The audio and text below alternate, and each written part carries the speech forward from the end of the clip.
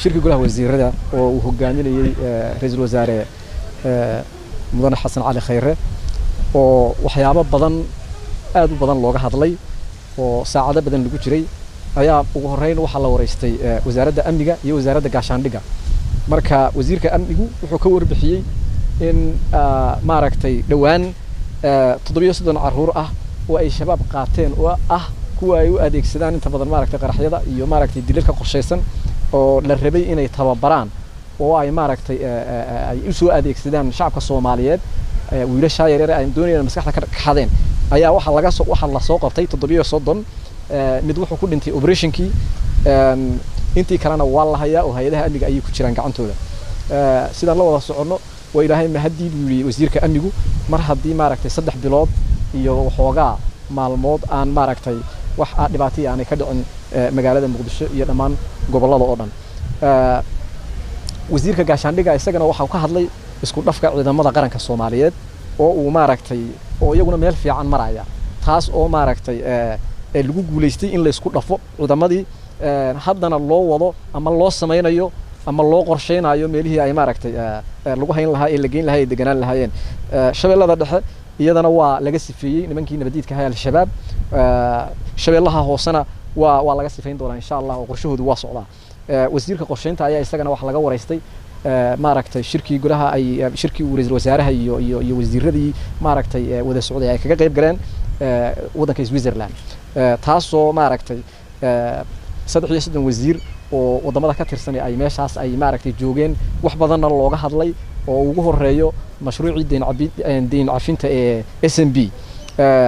oo halkaana uu kelmad wanaagsan oo qurux badan u ra'iisul wasaaruhu mudane xasan cali khayre uu ka jeediyay waxa la rajaynayaa in shacabka Soomaaliyeed ay cashuurta bixiyaan si 340 milyan oo dollar oo la rabo in aynu rabno 18 bilood soo socda sidii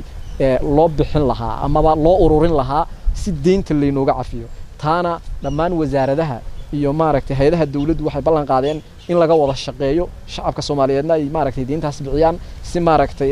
deyntaas leynooga cafiyo oo wadanku horumar u gaaro wasaaradda beeraha iyo maaragtay wasaaradda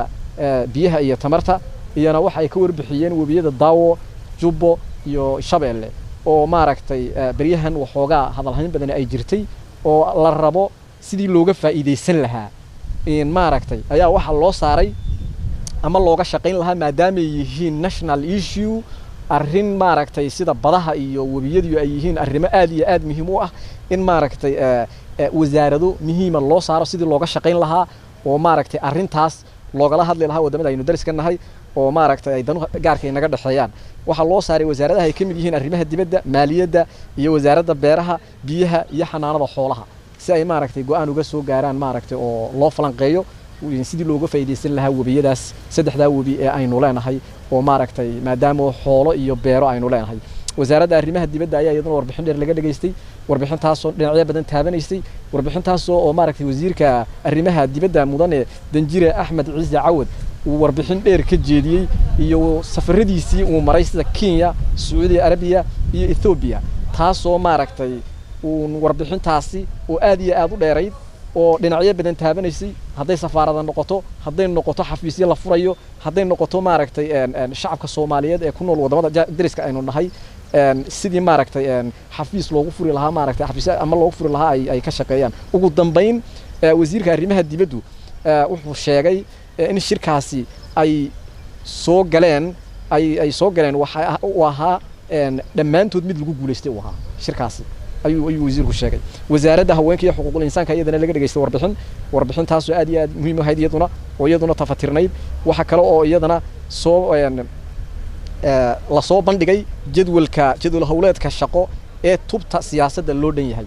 taasoo iyana aan halkan ku hayno oo maaragtay iyaduna wax badan ka hadlaysa oo maaragtay ay wax badan oo muhiim ah ka hadlaysa waxa kale oo la qaybiyay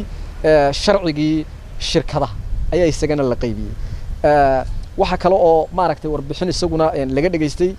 xafiiska garyaqaanka guud ee dawladda isaguna warbixin aad iyo aad muhiim u ah golaha hortooda ka bixiyay oo kana siiyay aad iyo aad baad mahadsantahay